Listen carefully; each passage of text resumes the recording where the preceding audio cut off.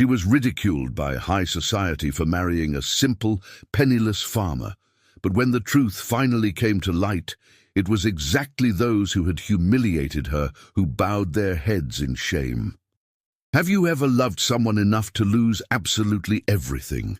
Your family, your fortune, your name, your friends, and still move forward without regretting it for a single day? Can you imagine the strength that requires? This story actually happened in April 1889, in Fairhaven, a prosperous town in the countryside, just as the world was on the brink of irreversible change, yet certain prejudices still ruled people's hearts with an iron fist. Before we continue this story, make sure to subscribe to the channel and hit the like button down below, because the ending of this narrative will surprise you in ways you never imagined.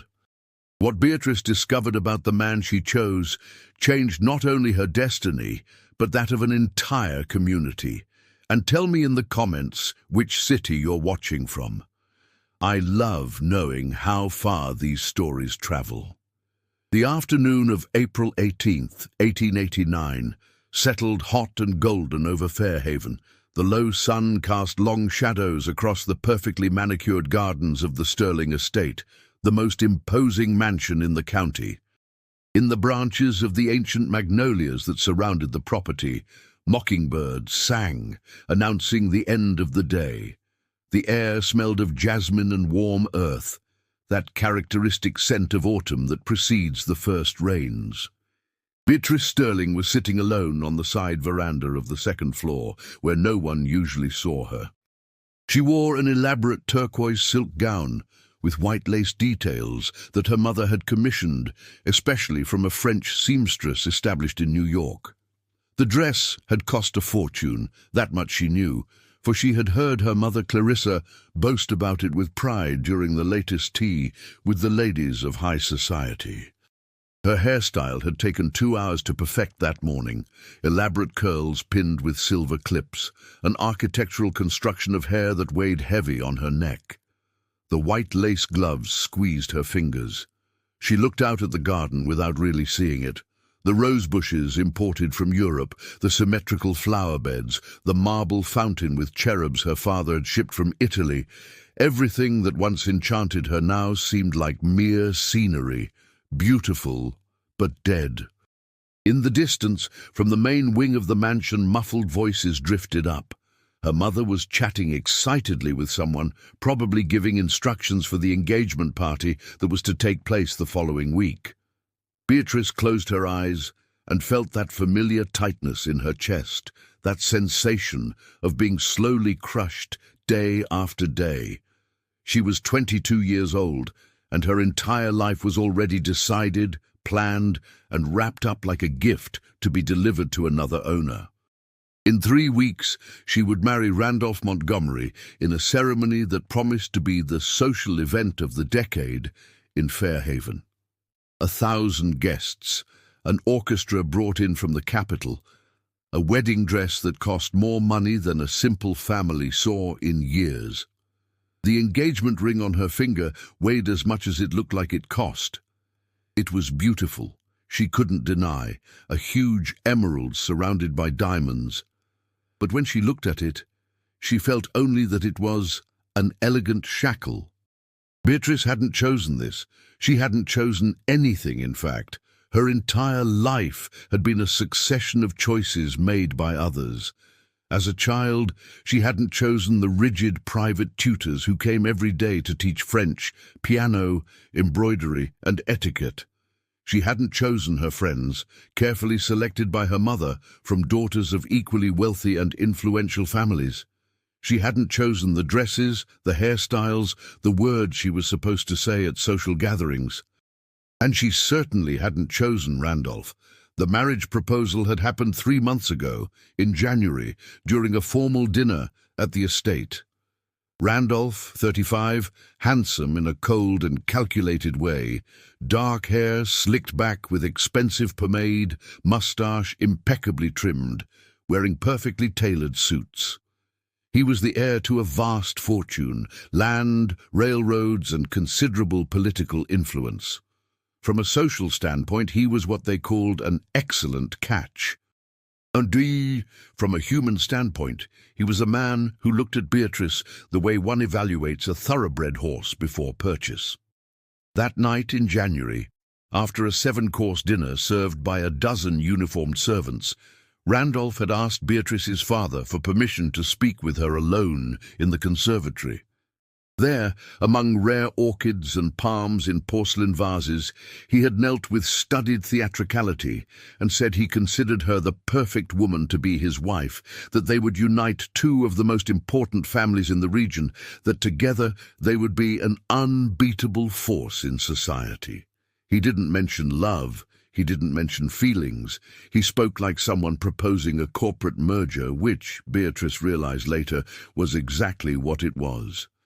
She had stood paralyzed, unable to find words. Before she could say anything, her mother had appeared in the doorway of the conservatory with a radiant smile, her father right behind with a satisfied expression. They had already planned everything.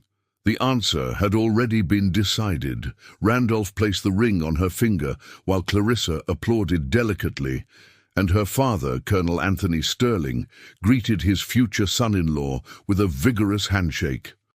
Beatrice heard her own voice, distant and strange, saying yes. But it wasn't really her voice. It was the voice of the doll her mother had molded for 22 years. In the days following the engagement, Beatrice had tried to talk to her mother, to express her doubts, her fears, the growing feeling that she was making a terrible mistake. Clarissa, sitting in her velvet chair in the drawing room, calmly embroidering, hadn't even looked up when Beatrice began to speak. "My daughter," she said with a firm, icy voice, "you don't know what you're saying. Randolph is perfect for you. Young women always get nervous before marriage. It's normal, but it passes. You will learn to appreciate the advantages of this union. You will learn your role." And when Beatrice insisted, saying she didn't love Randolph, that she didn't even like him, her mother finally raised her eyes, cold as stones. "Love," she said with disdain, "is for cheap romance novels. Marriage is an institution, an alliance. You will do your duty just as I did mine." Beatrice tried to talk to her father, but Colonel Sterling was always too busy, always leaving for meetings, for the bank, for the plantation.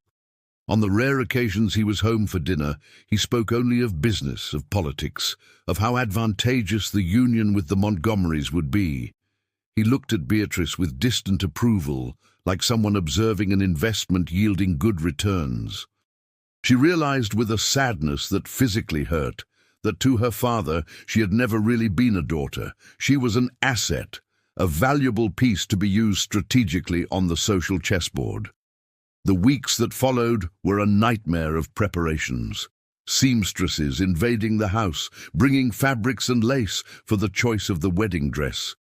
Endless meetings with the Reverend to discuss the ceremony. Courtesy visits to receive compliments from other elite families. And Randolph, appearing regularly for formal dinners, sitting beside her, touching her hand with cold fingers, talking about the mansion he was having renovated to receive her, about how she should behave as the mistress of his house, about how many children he expected to have, at least 3 sons to carry on the name. He never asked what she wanted. He never asked what she felt. He treated her like property he had already acquired, waiting only for the paperwork to be finalized. Beatrice began to feel suffocated, literally. There were days when she woke up and couldn't breathe properly, as if the air had become thin. There were nights when she lay in her canopy bed with Egyptian linen sheets and cried in silence, biting her pillow so no one would hear. She looked at the high ceiling decorated with frescoes and wondered if this would be her entire life. Years and years of playing a role, of smiling politely, of doing exactly what was expected of her, until one day she died without ever having really lived. It was in this state of silent despair that the event occurred which would change everything. 2 weeks ago, on a Tuesday morning, Beatrice did something she hadn't done in years, something her mother would consider absolutely inappropriate for a young lady of her standing. She escaped. The maid assigned to accompany her at all times, a young woman named Lucy, had fallen ill with a fever. Clarissa, busy with a meeting to organize the engagement party, had distractedly told Beatrice to stay in her room, reading or embroidering, and that they would call another maid later. Beatrice waited 10 minutes. Then she put on the simplest dress she owned. It was still expensive silk, but at least a discreet navy blue, grabbed a cotton shawl, went down the back stairs used by the servants, and slipped out the kitchen door. No one paid attention. The staff was busy with their tasks. Her heart beat out of rhythm as she crossed the back gate of the estate and found herself on the street. For the first time in years, she was alone. No mother supervising, no maid following, no watchful eyes. The sensation was so intense she had to stop for a moment, leaning against the stone wall, taking a deep breath. She felt dizzy, not with fear, but with something akin to freedom. She walked through the streets of Fairhaven without a destination. The town was beautiful that morning, with its colonial architecture, churches dotting the hills and cobblestone streets where wagons passed, kicking up fine dust. She passed shops, the central square where the stone fountain gushed fresh water, groups of women chatting in doorways. Some recognized her, looking surprised to see her alone, but she kept walking, forcing herself not to run back to the golden prison that was her home. It was then that she reached the town market, a large building open on the sides, full of stalls selling everything: fruits, vegetables, fabrics, tools, live animals. The smell was strong, a mixture of spices, earth, horse manure, and sweating humanity working under the sun. It was completely different from the perfumed and controlled environments Beatrice knew. And it was marvelous. She was walking between the stalls, observing everything with wide eyes, when she heard the scream. A woman yelled in terror. Beatrice turned and saw a horse hitched to a wagon, bolting uncontrollably. The animal, spooked by something, ran between the stalls, knocking over crates, sending people diving out of the way. Directly in the horse's path was a small child, a boy of perhaps 4 years old, frozen with fear, unable to move. What happened next lasted seconds, but was etched into Beatrice's memory in crystal-clear detail. A man appeared from nowhere, running with impressive speed.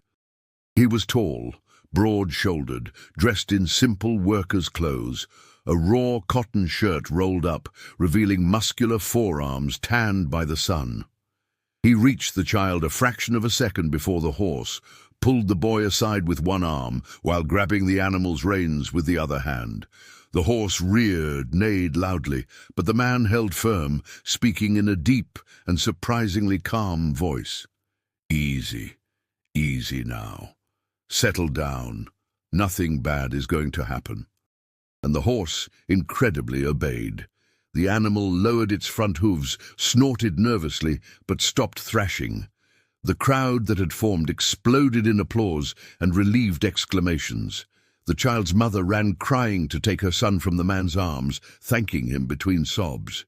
The owner of the wagon appeared too, apologizing, explaining that something had spooked the animal. The man handed over the child, calmed the wagon owner, saying these things happen, checked if the horse wasn't injured, and it was then that he looked around, as if just realizing that many people were watching him. His gaze met Beatrice's. She was standing less than 10 feet away, had witnessed everything, and couldn't look away. The man was impressive, not for conventional beauty, though he was handsome, but for something deeper. There was a natural dignity about him, a solidity, a calm that contrasted violently with the agitation around them. He had black hair, slightly wavy, falling a bit over his forehead, a well-kept beard, and green eyes that at that moment stared at her with an equally paralyzed expression. The tumult of the crowd vanished. The noise of the market disappeared. For 3 seconds that seemed suspended out of time, there was only her and him, looking at each other, and Beatrice felt something she had never felt in her life.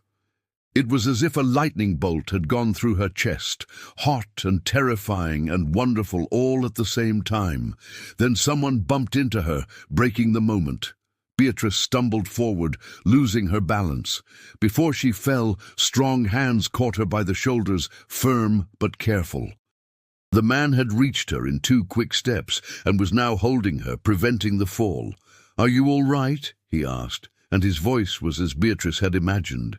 Deep, a little raspy, genuinely concerned. "I am," she replied, and her own voice came out lower than she intended. "Thank you." His hands were still on her shoulders. She could feel the heat through the thin fabric of her dress. She needed to pull away, she knew that. This was absolutely inappropriate, but she couldn't move. It was he who stepped back first, releasing her gently. "Sorry," he said. "Didn't mean to be forward. Just didn't want you to get hurt, miss." "You weren't forward," Beatrice replied quickly. "You were kind. What you did there, saving that child, was—" She searched for words and found none better. It was heroic. He seemed genuinely embarrassed. "It was nothing," he replied. "Anyone would have done the same." "But anyone didn't," said Beatrice. "You did." There was a brief silence. He observed her with an intrigued expression, as if trying to understand something. Beatrice realized he had noticed her expensive dress, her posture of a high society lady, and was likely wondering what she was doing there alone. "My name is Beatrice," she said suddenly, and then realized the absurdity she had just committed. Young ladies of good families did not introduce themselves to strangers on the street, much less to men of a different social class. But the words were already out. He seemed equally surprised. He hesitated, then tilted his head slightly. "Sebastian," he said. "Sebastian Cole." Sebastian. Beatrice repeated the name mentally, etching it in. Someone shouted that name from the other side of the market. Sebastian turned, waved, indicating he was coming. He looked back at Beatrice. "I have to go," he said. "Take care, Miss Beatrice." And before she could answer anything, he turned and walked away, disappearing between the stalls and the crowd. Beatrice stood there, heart racing, mind spinning. She returned home in a trance, fortunately without anyone having noticed her prolonged absence. She went up to her room, lay on the bed, and stared at the ceiling, reliving those few minutes in the market. 3 days later, she did the most reckless, unthinking, completely out-of-character thing of her entire life. She escaped again. This time, she planned better. She told her mother she had a headache and would stay in her room resting. She waited for Clarissa to leave for a social visit, went down the same service stairs, out the same kitchen door. She returned to the market. Her heart was beating so hard she thought everyone could hear it. She walked among the stalls searching, not knowing if he would be there, not knowing if this made any sense. She spent an hour walking, looking, starting to feel ridiculous. She was about to give up and go home when she saw him. Sebastian was near a stall selling seeds and farming tools, talking to the merchant about types of fertilizer. Beatrice stopped, unable to take another step. He was facing away from her. She should leave, go home, forget this madness. But before she could make that sensible decision, Sebastian turned, as if he had sensed her presence. His eyes found hers instantly in the small crowd. The expression of surprise was followed by something that looked like contained joy. He said something quick to the merchant and walked over to her. "Miss Beatrice," he said in a low voice, "I didn't expect—" He paused. "I didn't expect to find you here." Beatrice began and had no idea what she was going to say. "I wanted—" She took a deep breath. "Wanted to thank you again for helping me the other day." It was a lie. Both knew it was a lie. He looked at her for a long moment. Then, to her surprise, he smiled. It was a small smile, a bit shy, but it completely transformed his serious face. "Would you like a coffee?" he asked. "I know a quiet place." Beatrice knew she shouldn't. She knew this was dangerous, improper, potentially disastrous. "Yes," she said, "I would." They went to a small diner on the outskirts of town, a simple place with rough wooden tables and coffee served in tin mugs. No one knew them there. They sat facing each other and, for the first time in her life, Beatrice truly talked to someone. Not polite formalities, not rehearsed phrases, real conversation, hesitant at first, then flowing naturally. Sebastian told her he lived on a small homestead, that he worked the land, that he liked the simple life and the silence of the fields. He didn't say much more, and Beatrice sensed there were things he kept guarded, but she didn't press. She, in turn, spoke about her life in a way she never had with anyone, about feeling suffocated, about the sensation of being a doll, dressed and positioned for someone else's spectacle. She didn't mention the engagement. She couldn't. An hour passed, like minutes. When they finally got up to leave, it was already mid-afternoon. Sebastian walked her back near the town centre, but not too close so they wouldn't risk being seen together. Before saying goodbye, he looked at her with a serious expression. "Can I see you again?" he asked. Beatrice knew the answer should be no. "Yes," she said. In the days that followed, they met 5 more times, always in secluded, discreet places. Always talking, getting to know each other, building something that neither of them could name, but both felt growing. Sebastian was different from any man Beatrice had ever known. He listened when she spoke. He truly listened, paid attention, asked questions, seemed genuinely interested in her thoughts, her opinions. He treated her like a person, not a decorative object. And there was an integrity in him, a moral solidity that she had never found in the men of her social circle. Beatrice was in love, completely irrevocably in love. The certainty came suddenly but with absolute force. It was Sebastian. It was him or no one. The idea of marrying Randolph, of letting that man touch her, of spending her entire life pretending, became physically unbearable. It was on the 5th meeting, sitting on the bank of a creek far from town, the afternoon sun creating points of light on the water, that Sebastian held her hand. It was a simple gesture, but loaded with meaning. "Beatrice," he said, and his voice trembled, "I have no right to say this. I have nothing to offer. I am a simple man, a farmer with a humble life, but I need to say it, because if I don't, I'll go mad." He took a deep breath. "I am in love with you, completely in love. And I know this is impossible. I know you can't, that your family would never, but I needed you to know." Beatrice felt hot tears rolling down her face. "Sebastian," she whispered. He raised his free hand and with infinite delicacy wiped a tear away with his thumb. "I'm sorry," he said. "I didn't mean to make you cry." "No," she squeezed his hand. "You don't understand." She looked directly into his green eyes. "I love you too. I love you so much I'm terrified. I love you so much I can't imagine my life without you. I love you so much that—" She didn't finish the sentence because he kissed her. It was a gentle kiss, almost reverent, but full of all the feeling neither knew how to express in words. When they pulled apart, Beatrice was crying and laughing at the same time. Sebastian held her face between his large, calloused hands as if she were the most precious thing in the world. It was there, on that creek bank, that he asked the question that would change everything. "Beatrice," he said, his voice raspy with emotion, "I know I have no right to ask this. I know it's terribly selfish, but," he swallowed hard, "run away with me, marry me.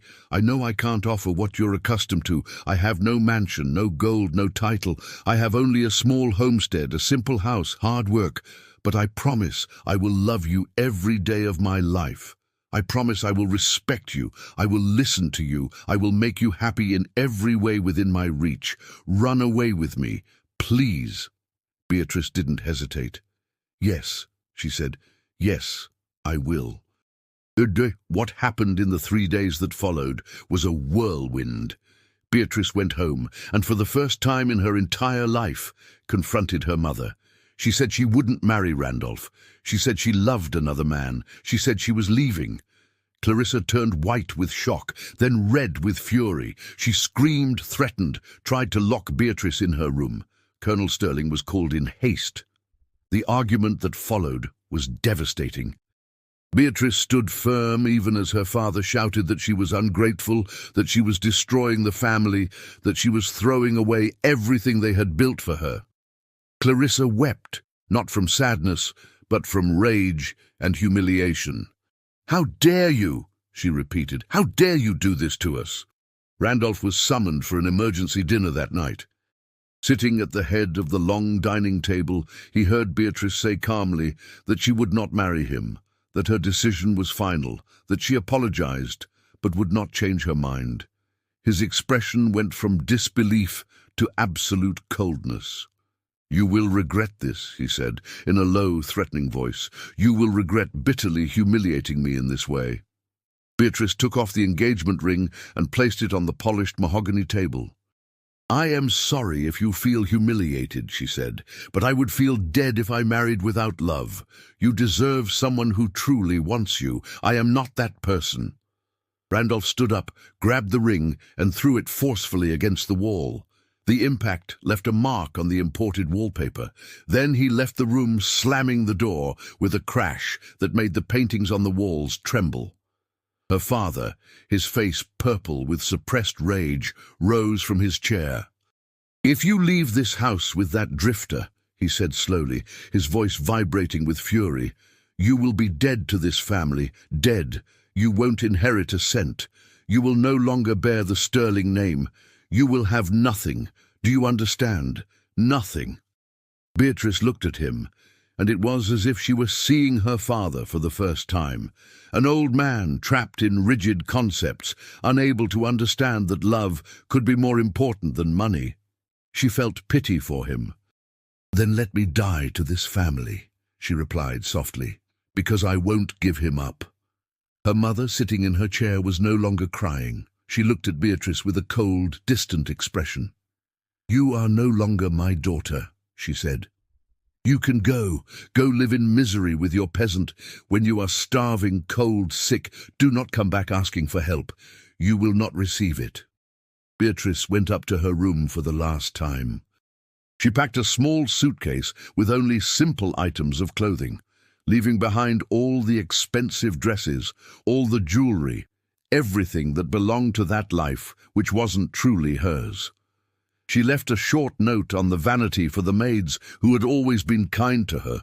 She went down the main staircase, crossed the marble entrance hall, passed through the double-carved wooden doors, and left without looking back. The next morning, very early before the sun had fully risen, Beatrice and Sebastian were married. The ceremony was at the small chapel of Our Lady of the Rosary on the outskirts of town. The only gift was from Father Vincent, an elderly man of genuine kindness who asked the necessary questions, declared them husband and wife, and blessed them with tears in his eyes. There was no party, no guests, no flowers or music.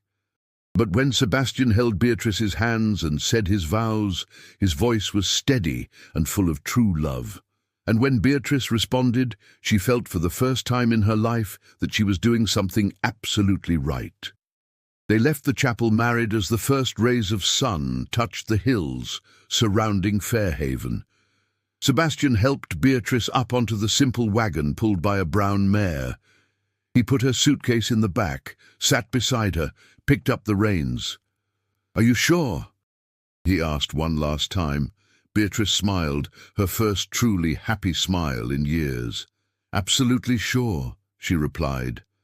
The wagon set off down the dirt road that led to the homestead. And that was how, with only the clothes on her back, a small suitcase, and a love that defied all social conventions, Beatrice left behind everything she knew. The news spread through Fairhaven like fire in dry grass. By Friday morning, the whole town knew. Beatrice Sterling, daughter of Colonel Anthony, fiancée of Randolph Montgomery, had run away with a poor farmer. The scandal was too delicious not to be repeated on every corner, in every shop, in every house. At Mrs. Higgins' boarding house, tongues worked tirelessly. "I always knew that girl had more malice than she showed," said Mrs. Higgins, serving coffee to the morning customers. "All that pose of a modest young lady was fake. She must have been involved with that man for ages. Probably already," she lowered her voice dramatically, "compromised with him, if you catch my drift." At Mrs. Margaret's fabric shop, the conversation was equally cruel. "What ingratitude," commented Margaret, measuring yards of calico for a customer. "Her parents gave her everything, absolutely everything, and she throws it all away for some nobody. She must have lost her mind, or maybe she always had hidden ambitions we didn't know about. Perhaps this Sebastian fellow has money stashed away and she found out." At Thomas's barber shop, the men had their own theories. "A woman as beautiful as that knows exactly what she's doing," said Thomas, lathering a customer's beard. "She used what she had to get what she wanted. Beautiful women always do that. The poor Mr. Montgomery must be destroyed. Public humiliation is terrible." And at church, after Sunday service, the pious women gathered in whispering groups. Father Vincent, who had married Beatrice and Sebastian in secret, kept silent about his role in the matter, but the godly women had their opinions formed regardless of the facts. "It's a scandal," said Mrs. Gertrude, self-appointed leader of the Catholic Ladies of Fairhaven. "A girl from a good family, promised in marriage, running off like that, and so soon after the engagement. She didn't even maintain the appearance of mourning for the decision. It's shameful. Randolph, poor thing, must be suffering." In truth, Randolph Montgomery wasn't suffering. He was furious. He appeared at the Sterling estate 2 days after the escape, demanding satisfaction. Colonel Sterling received him in the study, both drinking expensive French brandy, both in a heavy initial silence. "She humiliated me publicly," Randolph said finally, his voice low but vibrating with contained rage. "Made a fool of me in front of all high society. This cannot stand." Anthony took a long sip of brandy. "That girl is no longer my daughter," he replied with a hard voice. "She is disinherited. She won't see a penny from this family. She can rot on that miserable farm with the drifter she chose." Randolph swirled the glass between his fingers, watching the golden liquid. "That is not enough," he said. "I want them to pay. I want her to regret it. I want to see her come crawling back, begging for forgiveness, so I can spit on her." He looked at Anthony.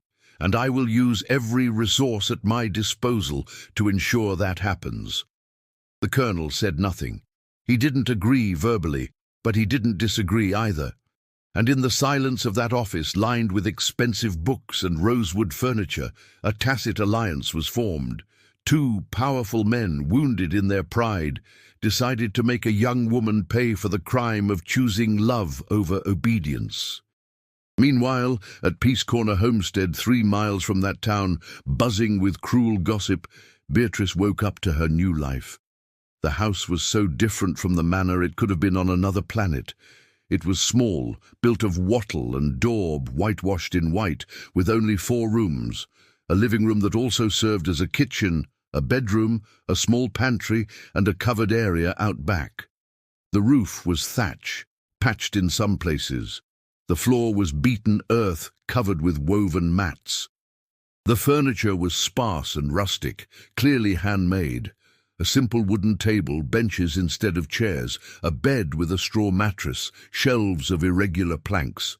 But the house was clean. Sebastian was organized. Beatrice realized that immediately. Everything had its place. The simple ceramic dishes were washed and put away. The iron pots, though old, were well cared for. His clothes hung on nails on the bedroom wall, few pieces but clean and mended with care. The property around the house was about 20 acres. There was a large vegetable garden behind the house, well tended, with organized rows of greens, herbs, vegetables. A coop housed 8 chickens and a rooster that crowed at dawn. There were 3 goats tied under the shade of a small shed. The orchard, still young, had orange, lemon, guava, and mango trees, and a creek of clear, cold water ran along the edge of the property, singing over smooth stones. Beyond the house and the garden, Sebastian cultivated crops on 5 acres of land, mostly corn and tobacco. The plants were still young. It wasn't a plantation like the huge estates of the wealthy families. It was subsistence farming, with just enough cash crops to sell and guarantee the little money needed throughout the year. It was beautiful, Beatrice had to admit. The view of the mountains in the distance, the dense forest climbing the slopes, the immense blue sky, the birds singing, the smell of earth and green. It was beautiful, but it was also terrifying in its extreme simplicity. On her first full morning at the homestead, Beatrice woke to the rooster's crow, which had never happened at the manor where the heavy drapes muffled outside sounds. The dawn light entered through the small window without curtains. Sebastian wasn't in bed. She got up, put on her simple robe, and left the room. She found him in the kitchen, lighting the fire in the wood stove.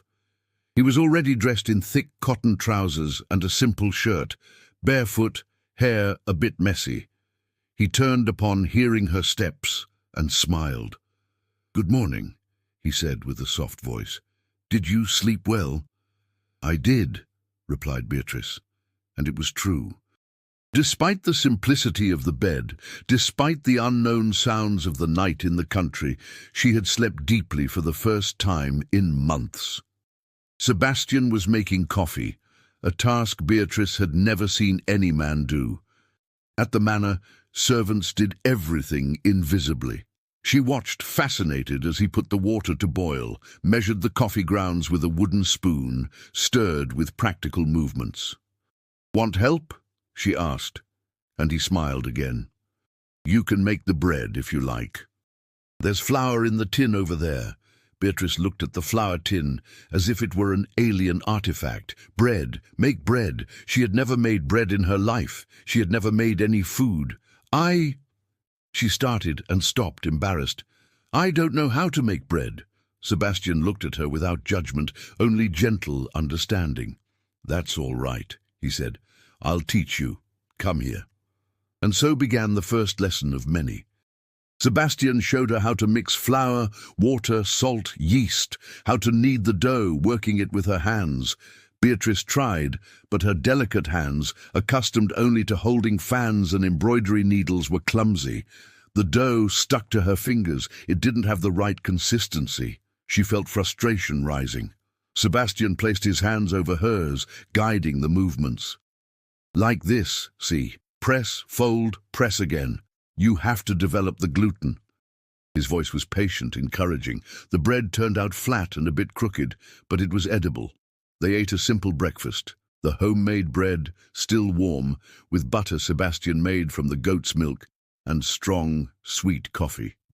Sitting at the rough wooden table, sun streaming through the open door, chickens scratching outside. It was a humble meal. But Beatrice realized with surprise that she felt more satisfaction eating that irregular bread she had helped make than in all the 7-course dinners served on silver platters she had consumed in her life. After breakfast, Sebastian needed to work. The land didn't wait, he explained. He had to water the garden, feed the animals, check the crops, fix a fence that was loose. Beatrice asked if she could help. He hesitated, looking at her delicate hands, at the simple dress that was still too fine for heavy work. But he ended up agreeing. Working the land was exhausting.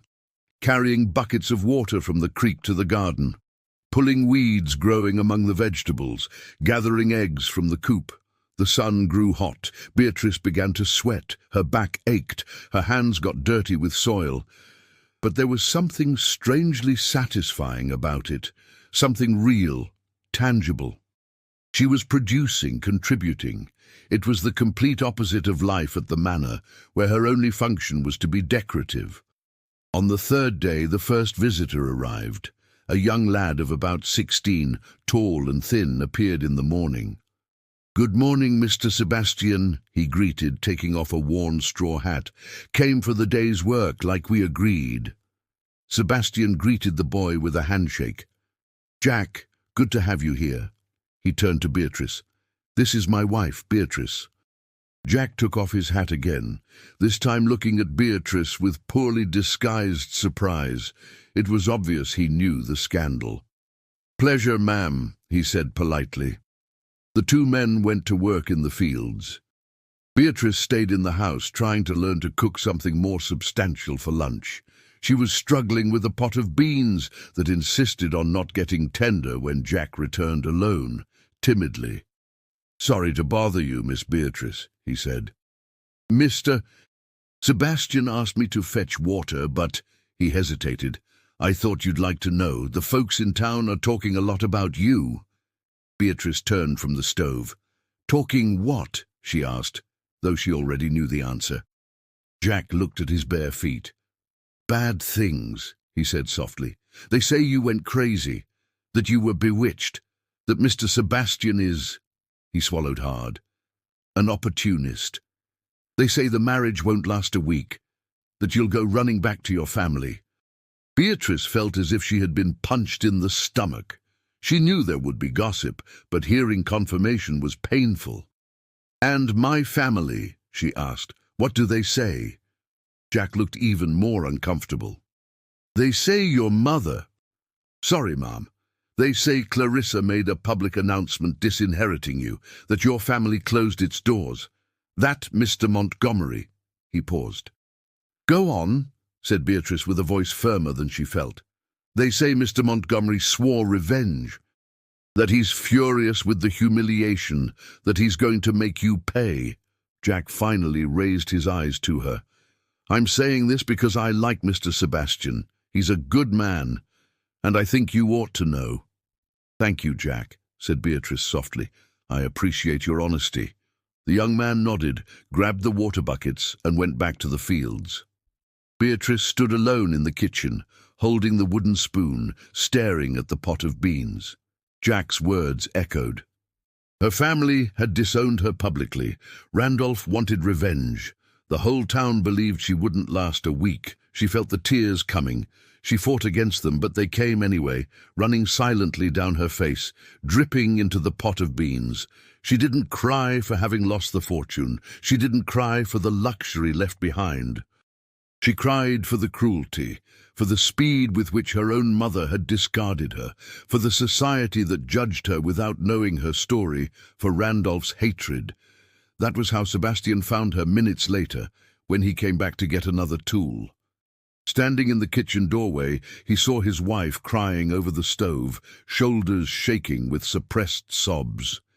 In 3 long strides he reached her, turned her to him, hugged her tight.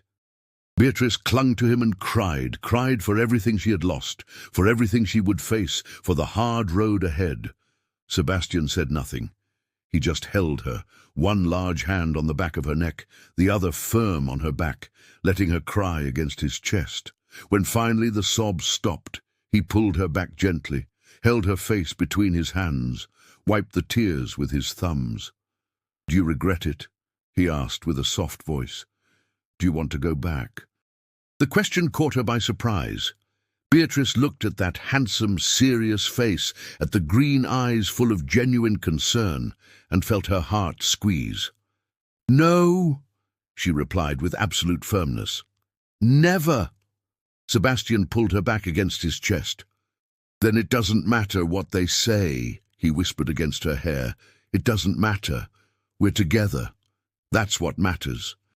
And in that moment, embraced by that man who truly loved her, standing in a simple kitchen smelling of cooking beans and wood smoke, Beatrice felt that, yes, they were together, and that would have to be enough to face the whole world. The days turned into weeks. Beatrice learned the routine of the homestead, each task a small challenge she gradually mastered. She learned to light the fire in the wood stove without filling the house with smoke. She learned to cook beans to the right tenderness, fluffy rice, to make bread that rose round and golden. Her hands, once soft and delicate, developed calluses. Her nails, once impeccably manicured, became short and practical. Her back ached less each day, muscles strengthening with the physical work. She washed clothes in the creek, beating the fabric on the smooth stones as she saw the simple women do. She tended the chickens, collected eggs still warm. She learned to milk the goats, a gesture that at first seemed impossible, but which Sebastian taught with infinite patience. And in every small conquest, Beatrice felt a growing pride. Pride in being capable, in learning, in contributing. Life at the manor had been comfortable, but useless. Here, every day had a purpose. Every meal prepared was a small victory. Every task completed had tangible meaning. At night, she and Sebastian sat on the narrow porch of the house, watching the immense sky speckled with stars that seemed brighter and closer than they ever had in town. They talked about everything and nothing. He told her about the plants, about how to read the weather in the clouds, about the birds that announced rain. She told him about the books she had read, the stories she loved, the dreams she had kept secret her whole life. And gradually, Beatrice discovered layers of Sebastian that intrigued her. He was too cultured for a simple farmer. He knew literature, spoke with a refined vocabulary, occasionally before correcting himself. He had books, many books, on a dusty shelf in the corner of the room. When she asked about them, he gave a vague answer, said he had studied when young, that life had taken different paths. He didn't elaborate. Beatrice realized there were secrets, but she didn't press. Everyone had a right to their private pasts. Beatrice's first trip to town after the wedding happened 3 weeks after moving to the homestead. They needed supplies: flour, salt, kerosene for the lamps. Sebastian offered to go alone, but Beatrice insisted on accompanying him. "I won't hide," she said with a determination she didn't completely feel. He looked at her with admiration. "All right," he replied. "We go together." The wagon ride to Fairhaven took half an hour. During the entire journey, Beatrice felt growing nervousness. How would people react? What would they say? When they entered the town streets, heads began to turn. People stopped what they were doing to look. Women whispered among themselves, pointing discreetly. Men stared with expressions varying from curiosity to disapproval. Sebastian stopped the wagon in front of Mr. Barnaby's general store, the largest establishment in town. He helped Beatrice down, held her hand firmly, and together they entered the store. The place was full of customers doing morning shopping. When Beatrice entered, the buzz of conversations died. A heavy silence fell over the establishment. Every person turned to look. Beatrice felt her face heat up under the stares, but she kept her head held high. Mr. Barnaby, a heavy-set man of about 60, froze behind the counter. "Good morning," said Sebastian calmly. "We need flour, salt, sugar, kerosene." Mr. Barnaby blinked several times, looked from Sebastian to Beatrice, then around the store where everyone watched the scene with hungry attention. He cleared his throat. "I'm low on stock today. Can't sell much." Sebastian frowned slightly. "The other day you said you had plenty of stock." Barnaby averted his eyes. "Well, it's sold fast. You know how it is." One of the customers, Mrs. Generosa, the wife of a wealthy merchant, stepped forward. She looked at Beatrice up and down with poorly disguised disdain.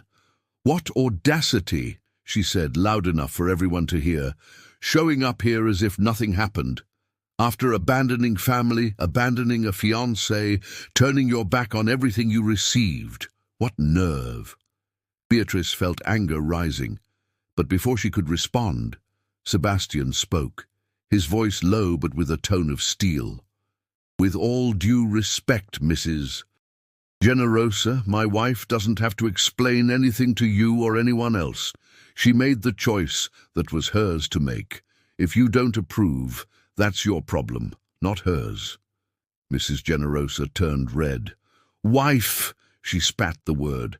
"Barely knew each other and already married. Everyone knows what kind of woman does that, and everyone knows what kind of man takes advantage of an innocent girl." The insinuation was clear and venomous. Beatrice, who had remained quiet until then, took a step forward. "Mrs. Generosa," she said with a voice trembling but firm, "you don't know me.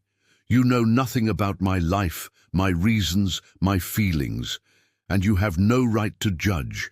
I married Sebastian because I love him, because I chose a real life instead of a golden prison. If that offends your sensibilities, I am sorry, but I will not change my decisions to satisfy other people's gossip." The silence that followed was absolute. Mrs. Generosa was left speechless, mouth opening and closing like a fish out of water. Other women in the store began to murmur amongst themselves. Mr. Barnaby cleared his throat nervously.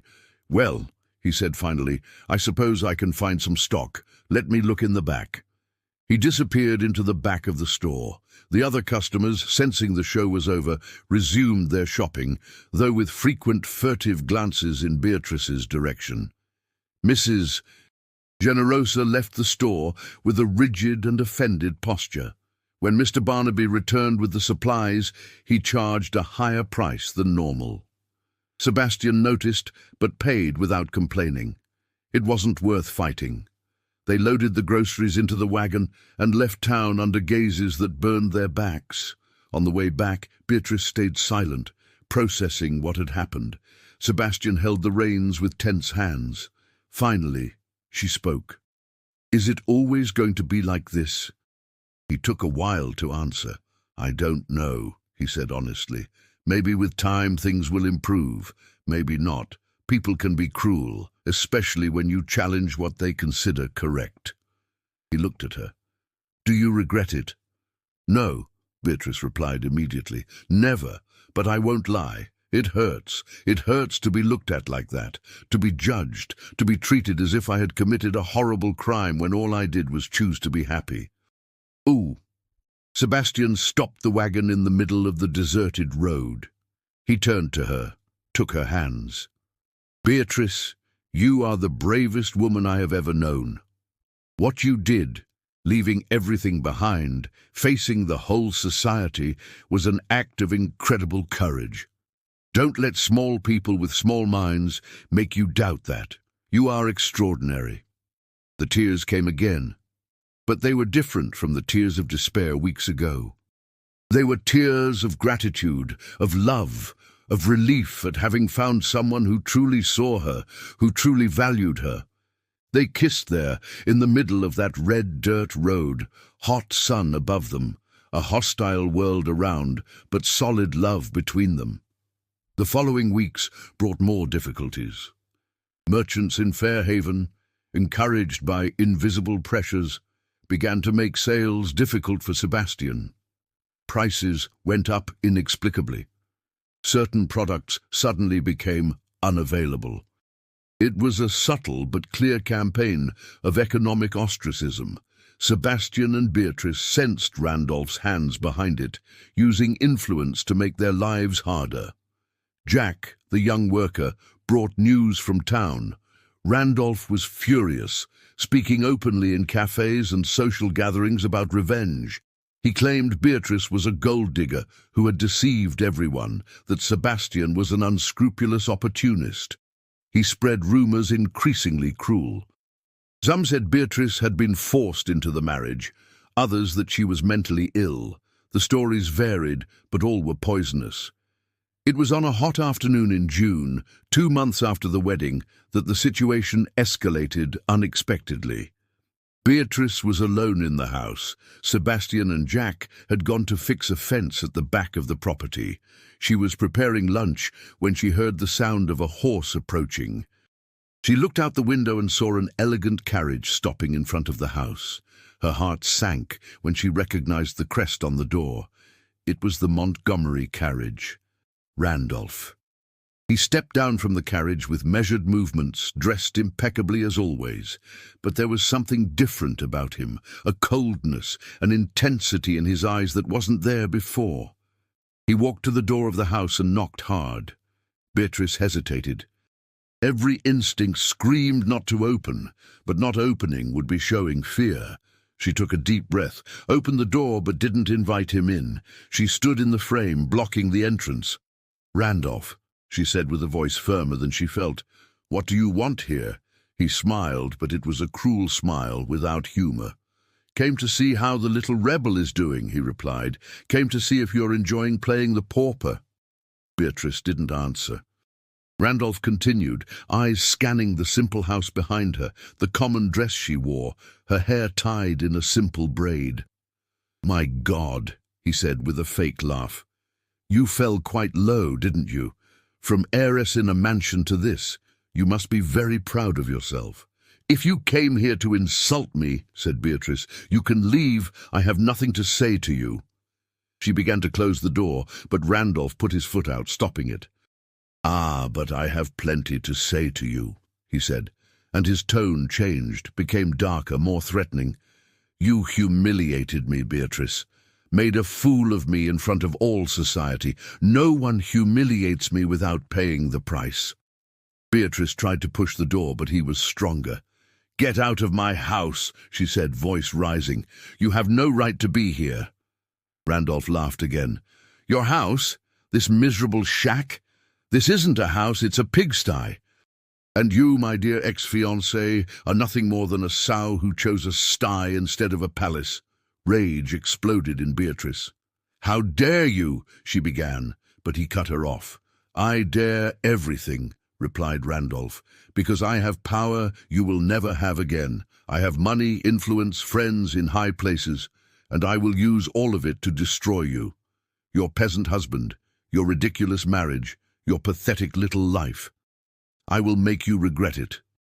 I will make sure you can't sell anything, buy anything, live in peace. I will hound you until you come crawling to beg my forgiveness." "Never," spat Beatrice. "I prefer to die than lower myself before you." Randolph took a step forward, invading her space. She recoiled instinctively. "We'll see how long that bravado lasts when you're hungry, cold, with nothing. Your husband is a nobody. He can't protect you. He can't give you anything. He's a failure, living on land that barely produces. How long do you think it will take before you realize the mistake you made?"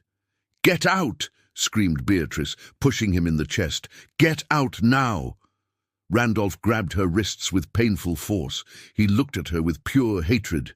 "You owe me," he said low. "You owe me my reputation back. You owe me for the years I invested courting you.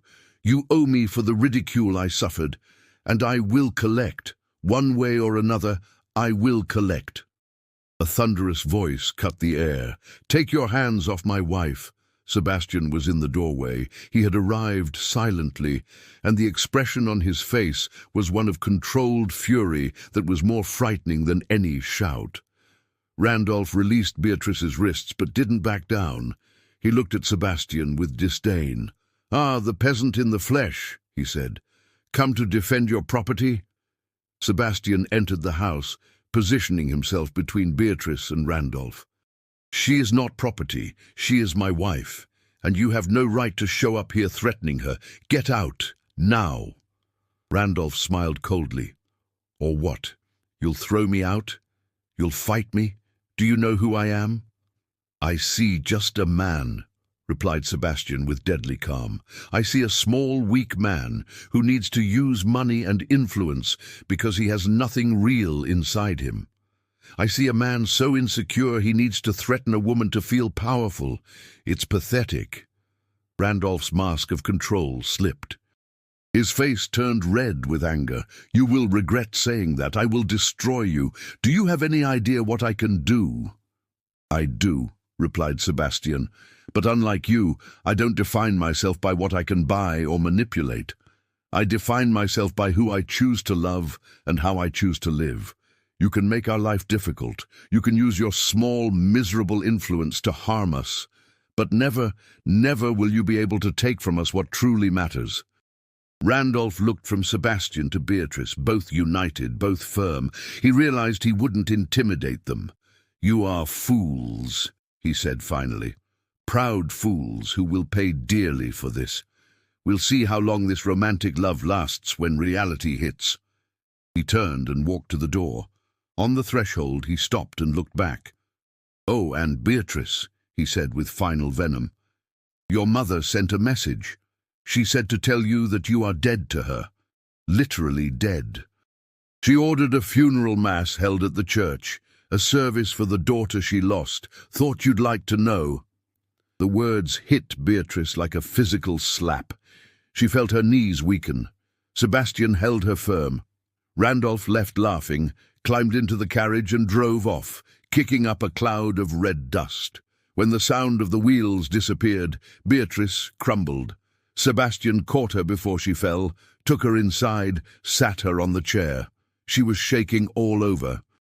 "My mother," she whispered. "She held a mass, as if I had died, as if I were dead."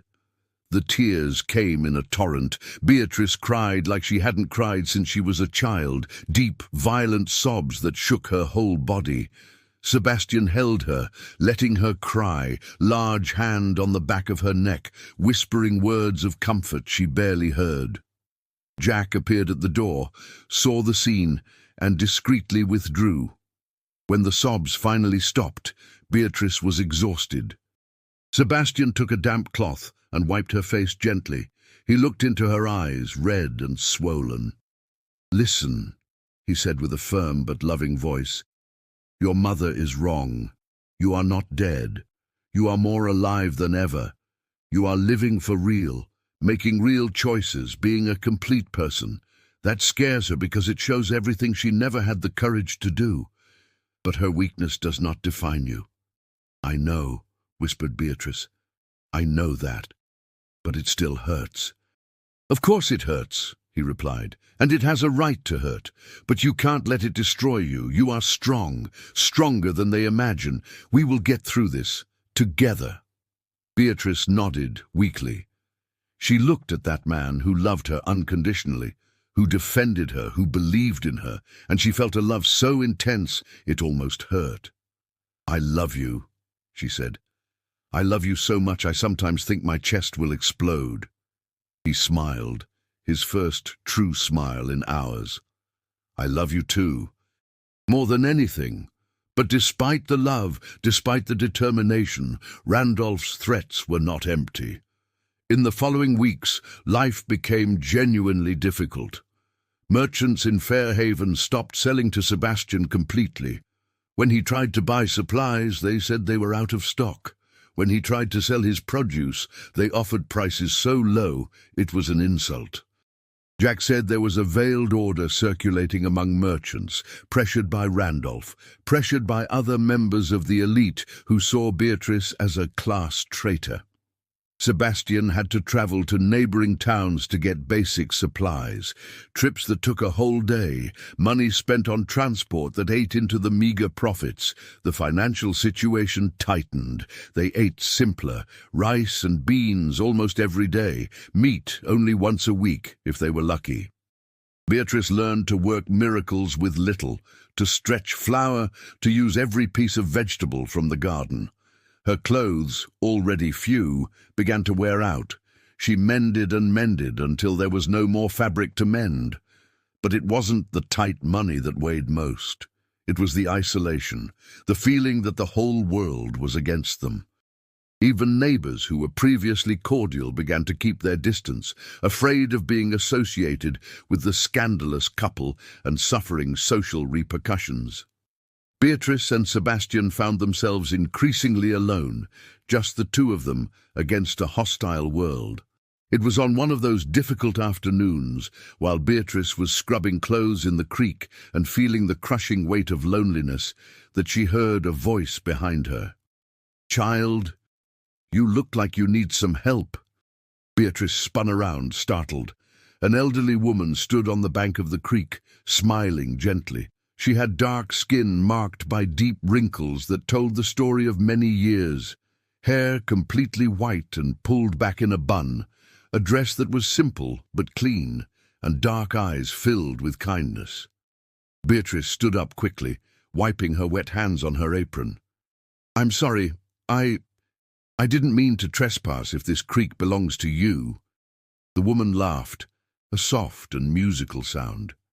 "No, child, This creek belongs to no one. It runs free for all. My name is Miss Clara. I live on the property next door, about a mile from here. I came to bring this." For the first time, Beatrice noticed the large basket Miss Clara was carrying. The woman held it out. Inside were flour, beans, sugar, coffee, a piece of cured ham, soap and candles. Provisions that were worth more than Beatrice earned in an entire week. "I can't accept this," Beatrice said automatically. "It's very generous, but I can't." Miss Clara made an impatient gesture with her hand. "Nonsense, of course you can, and you will accept it because I am not taking no for an answer." She placed the basket on the ground at Beatrice's feet. "I know what you two are going through, you and Mr. Sebastian.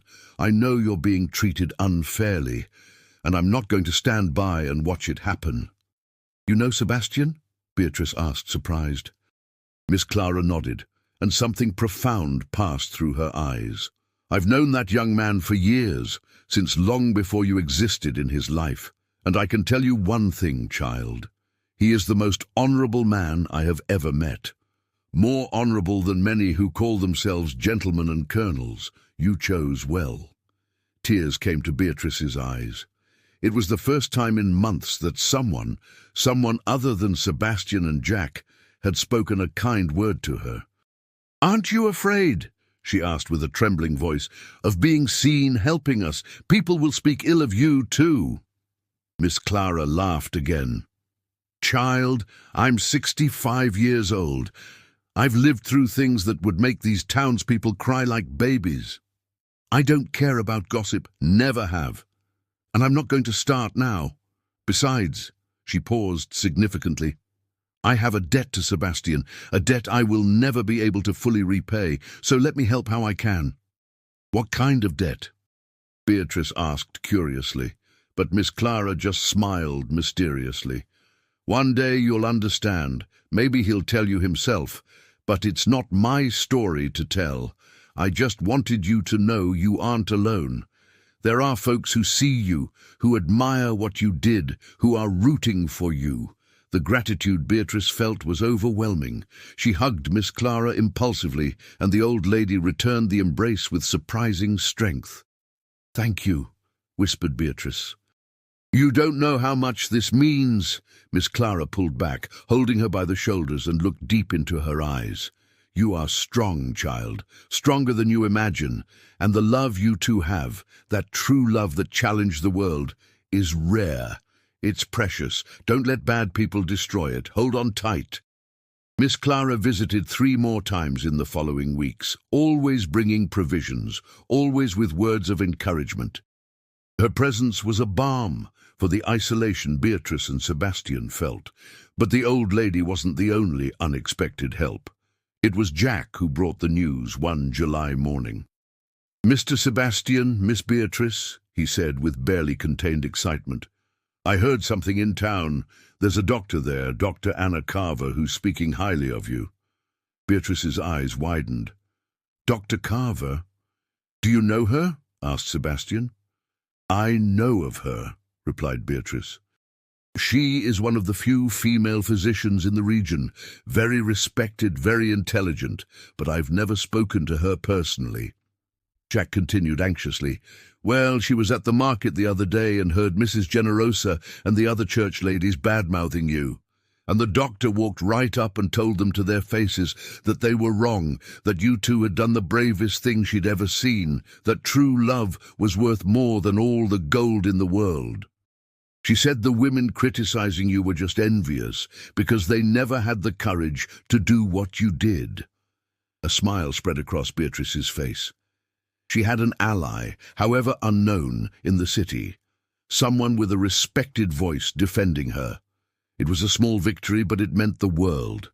If you are enjoying this story, leave a like and share it with someone who needs to believe in second chances and true love.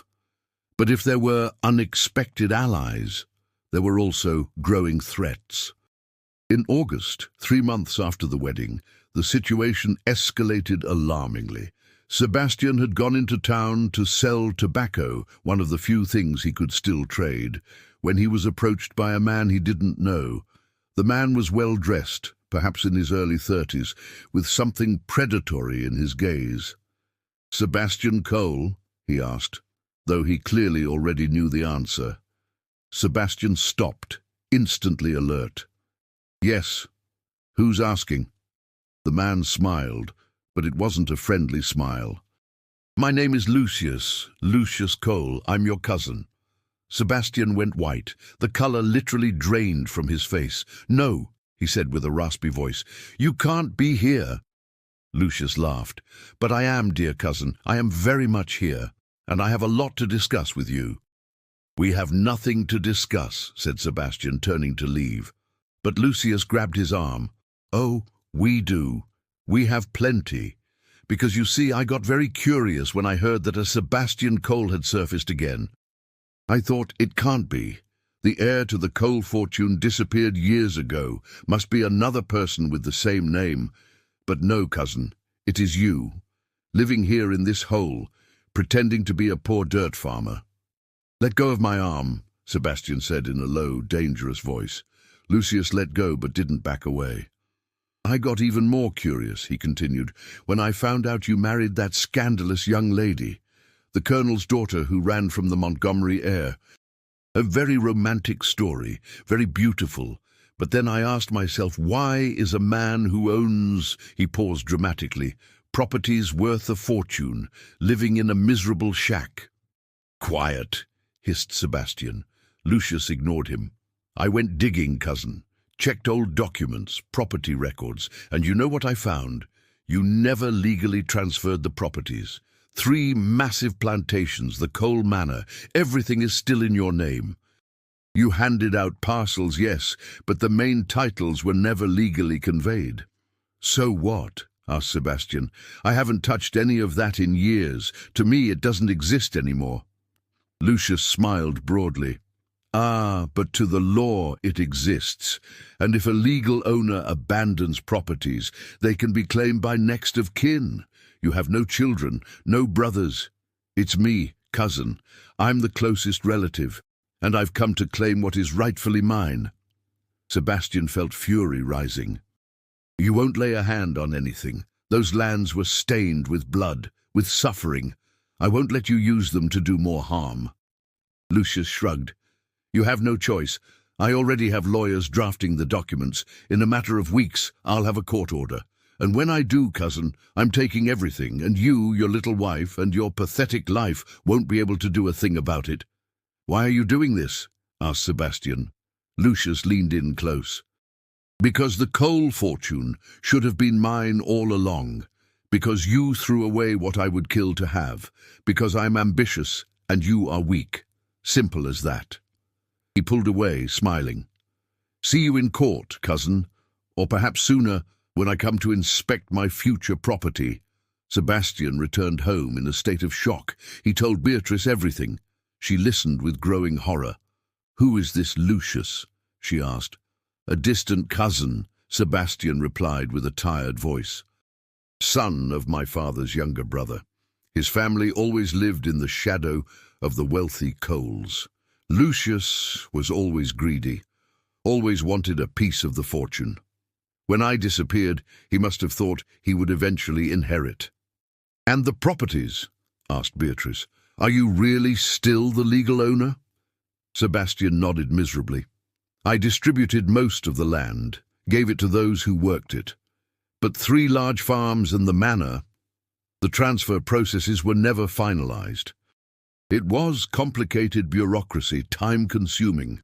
I simply abandoned everything, thought it didn't matter. I never imagined someone would come to claim it." "Can he really take it?" asked Beatrice. Sebastian ran his hands through his hair in frustration. "I don't know. Maybe. If he convinces a judge that I abandoned the properties, that I'm neglecting family assets, and with the right money in the right places with good lawyers, he might succeed." He looked at Beatrice with desperation. "And if he succeeds, he'll use those lands just like my grandfather did.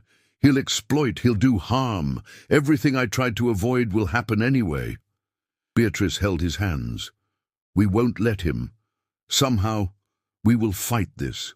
But how, asked Sebastian. "I have no money for lawyers. I barely have money for food. And even if I did, admitting publicly that I am the Cole heir, that I hold these properties means—" He stopped. "It means exposing everything, exposing where the fortune came from, exposing why I renounced it." "Then expose it," said Beatrice with sudden determination. "Tell the truth, the whole truth. Show why you did what you did. Show that it isn't abandonment, it's conscience." Sebastian looked at her as if she had gone mad. "Beatrice, if I do that, all of society will know. You'll be associated with it too. They'll say you married me knowing who I was. They'll say it was for money." "I don't care," said Beatrice. "Let them say what they want. They already say horrible things anyway. At least the truth will be out in the open. And who knows?" She held his face. "Maybe some people will see the extraordinary man you are." Before Sebastian could respond, they heard the sound of horses approaching. Many horses. They looked out the window and saw a group of 6 men arriving. Lucius was in front, mounted on an expensive horse. Beside him was a man in the clothes of a court officer. Behind came 4 armed men, clearly hired thugs. "They arrived sooner than I expected," Sebastian said with a tense voice. "Get the kitchen knife," he told Beatrice. "If something goes wrong, you run. Run and don't look back." "No," said Beatrice firmly. "I'm not leaving you. We face this together." Sebastian looked at her, and despite the fear, despite the tension, he felt love overflowing. This extraordinary woman who had abandoned everything for him, who had faced scandal and humiliation, was now willing to stand beside him against armed men. He took her hand. "Together," he repeated. They stepped out onto the porch. Lucius dismounted with a smug smile. "Cousin, what a cozy home you have." "So?" He looked around with theatrical disdain. "Rustic." The court officer dismounted too, holding a rolled-up document. "Mr. Sebastian Martin Cole," he said with a formal voice, "I have here a judicial order for a preliminary inspection of properties registered in your name. Will you permit peaceful entry, or will force be necessary?" "This property is not in dispute," said Sebastian. "It is mine by unquestionable right, worked by my own hands." Lucius laughed. "For now, cousin, for now. But let's see how long that lasts." He looked at Beatrice with an insulting gaze. "And this must be the little wife, the high society girl who traded a palace for a pigsty, must be very satisfied with her choice." "Do not speak to my wife," said Sebastian, taking a threatening step forward. Lucius gestured, and 2 of the thugs advanced, hands on their guns. "Easy, cousin. We don't want violence here, or do we? It depends on you." The court officer seemed uncomfortable with the rising tension. "Mr. Cole," he said, "I only need to enter for a formal verification of assets. It won't take long." Sebastian knew he had no choice. If he refused, they would force entry, and that could be used against him in court. "You can enter," he said through gritted teeth, "but he pointed to Lucius and the thugs, "they stay outside." Lucius smiled. "Of course, cousin. I'll stay here appreciating your property. So humble, so simple. Must be frustrating, no? Knowing you could be in a mansion with dozens of servants, but you're here in this shack, all because you wanted to play the moral hero." He stopped and looked at Beatrice again. "Or maybe it isn't frustrating. Maybe the reward," he looked at her in a way that made Sebastian want to punch him, "is worth the sacrifice." Jack, who had heard the noise and came running, arrived at that moment with 3 more men, neighboring workers Beatrice had secretly asked for help days ago, fearing exactly this situation. The numbers were balanced. Lucius's thugs hesitated seeing the reinforcements. Lucius realized he wouldn't have an easy advantage. His smile faltered.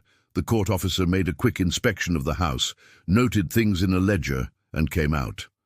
"Everything is in order here," he said. "Property well maintained, inhabited. Mr. Cole, you will receive a summons for a hearing in the coming weeks." He mounted his horse and left. Lucius mounted as well. Before leaving, he looked at Sebastian with barely disguised hatred. "This isn't over, cousin. It hasn't even begun. You'll see what it is to lose everything. You'll see what it is to be humiliated.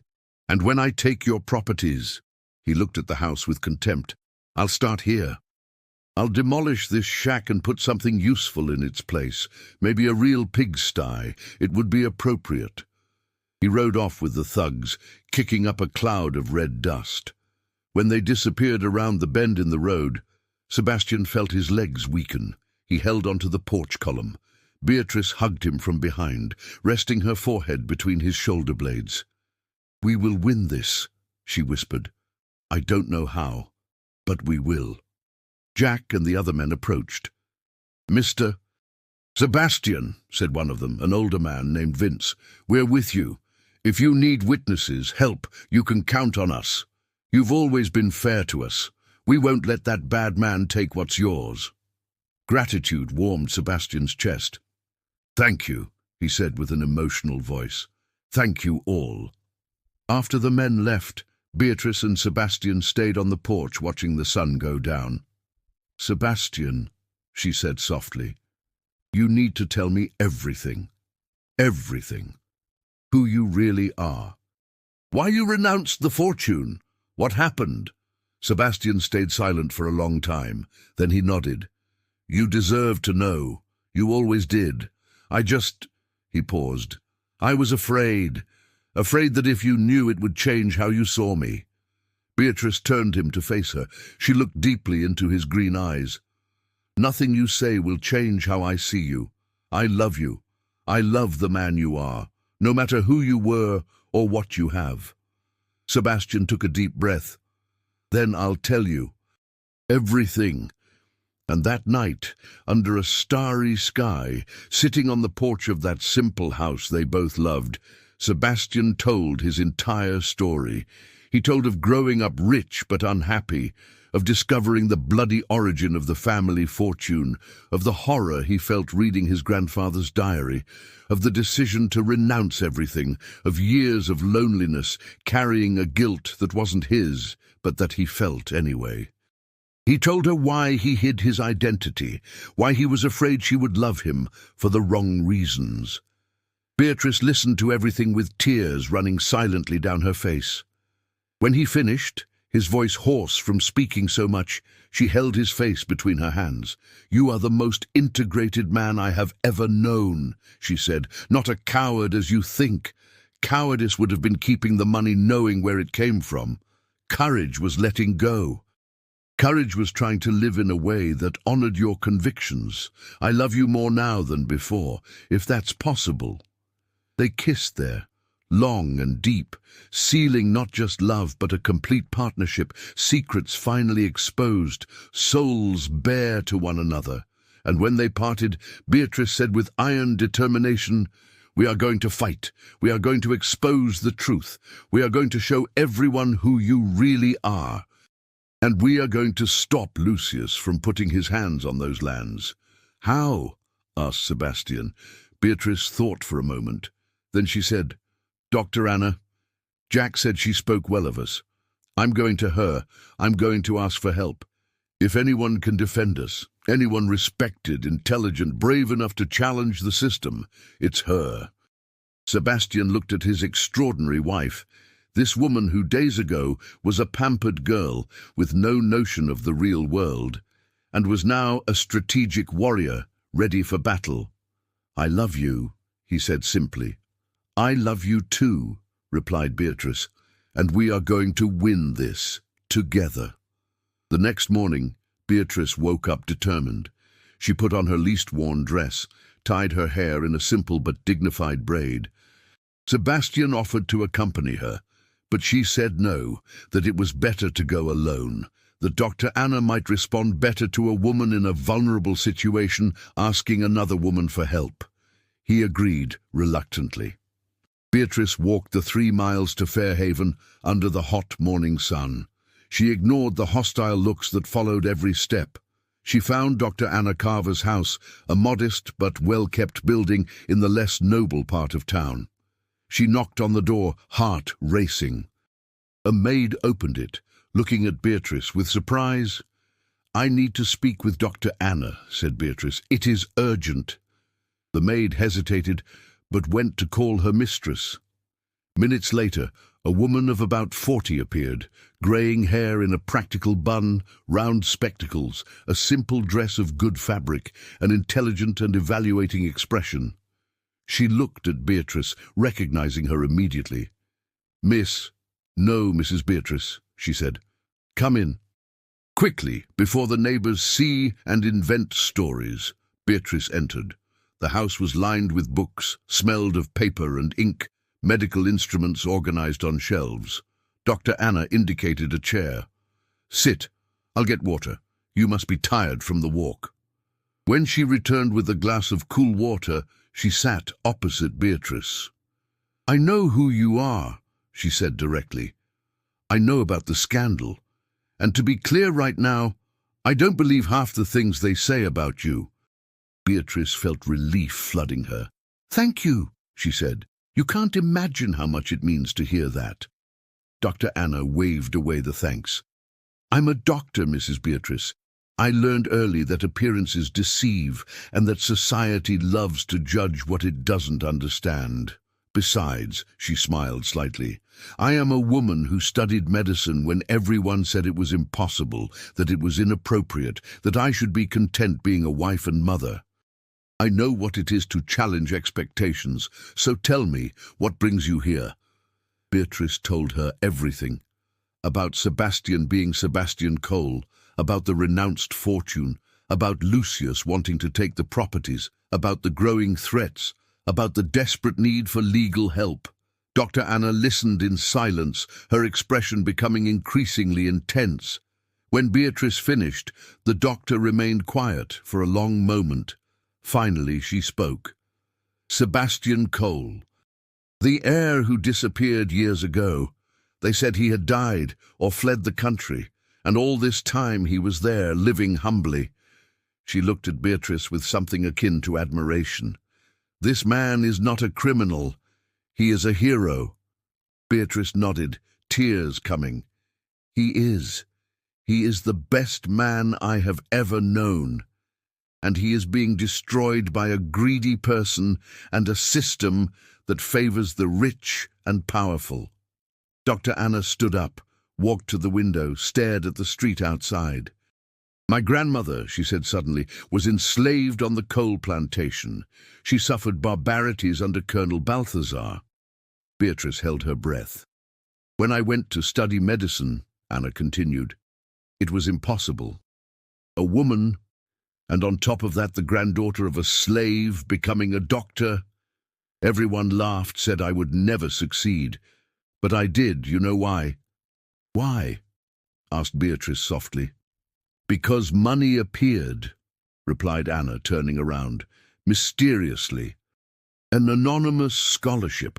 Later I learned that several descendants of slaves had received similar help, all linked to the coal plantation. I never knew where it came from. Now I understand." She looked directly at Beatrice. "It was Sebastian, wasn't it? Distributing reparations anonymously."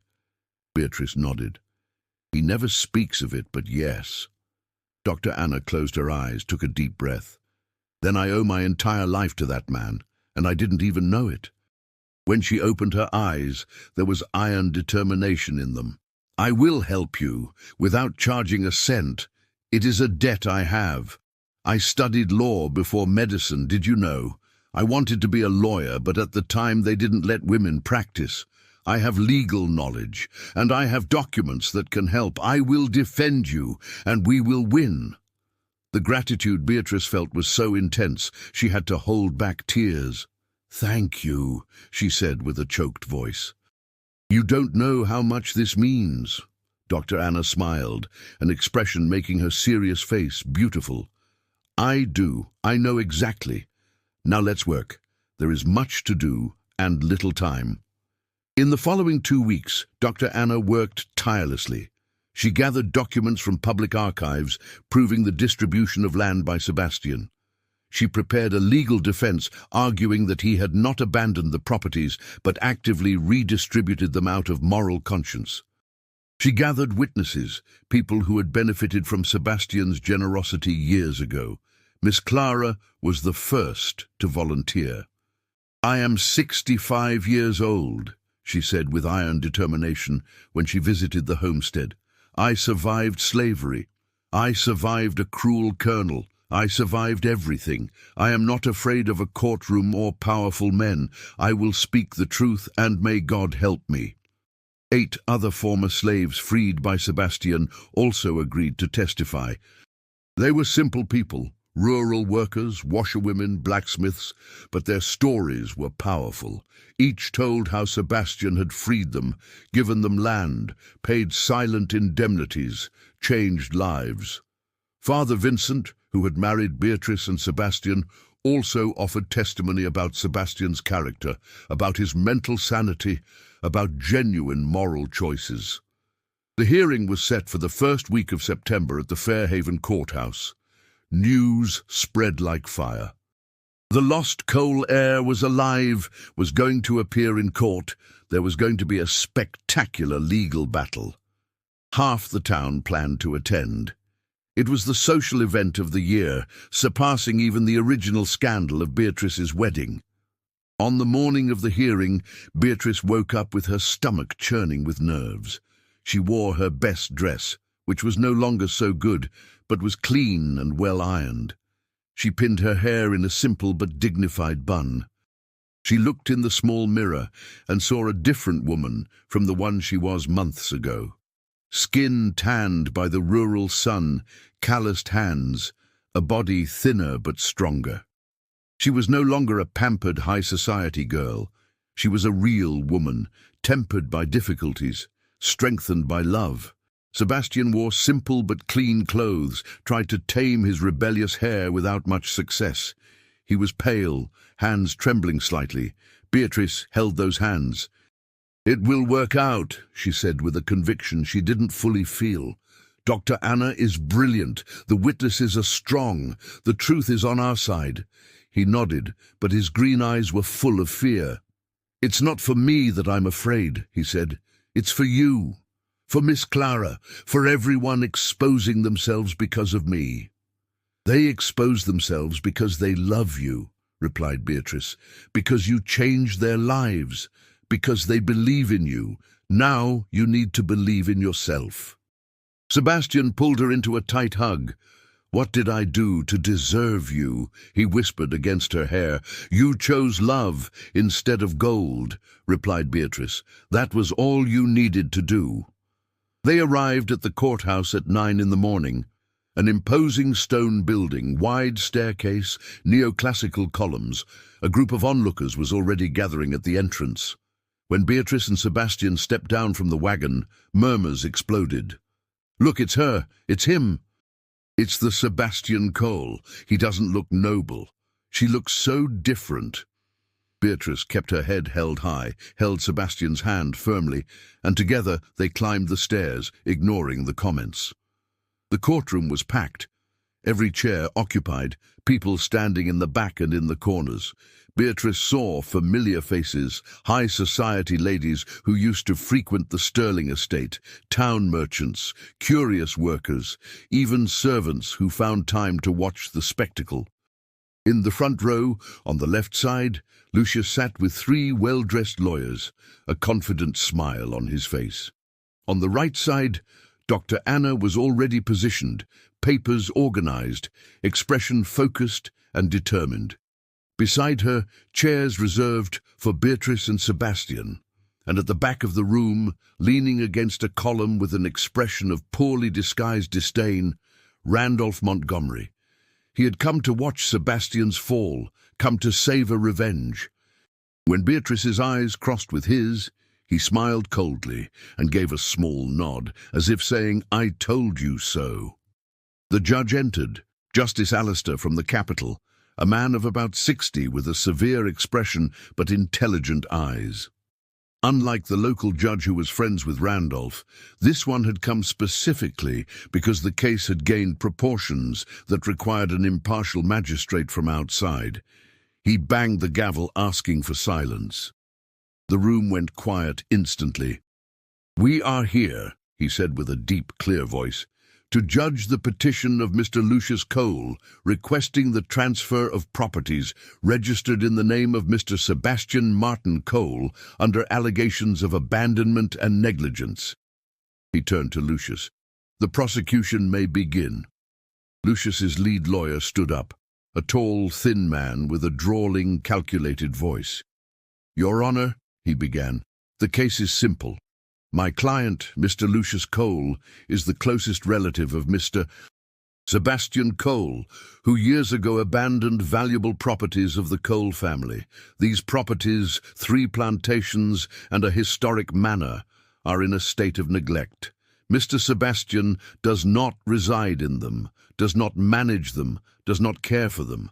In fact, he disappeared from society years ago, living in a condition that suggests mental instability.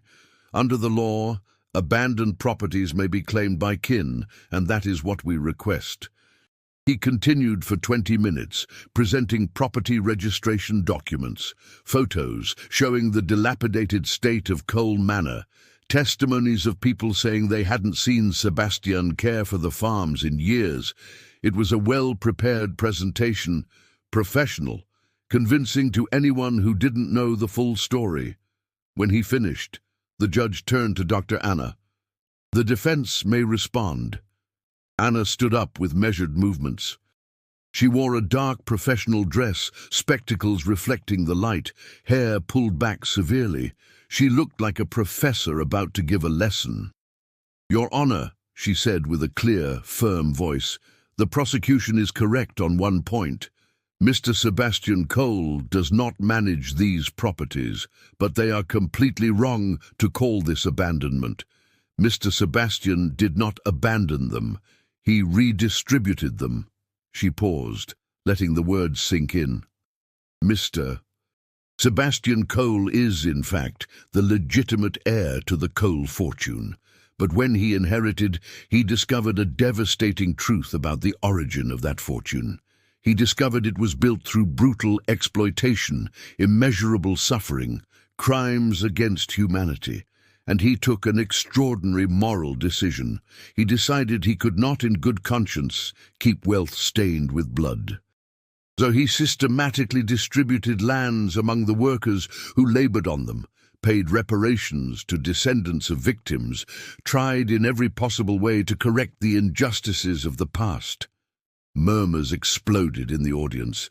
The judge banged the gavel, asking for silence. Dr. Anna continued, "I have here," she lifted a sheaf of papers, "public archive documents proving land transfers, receipts of payments, letters explaining decisions. These are not the actions of a mad or negligent man.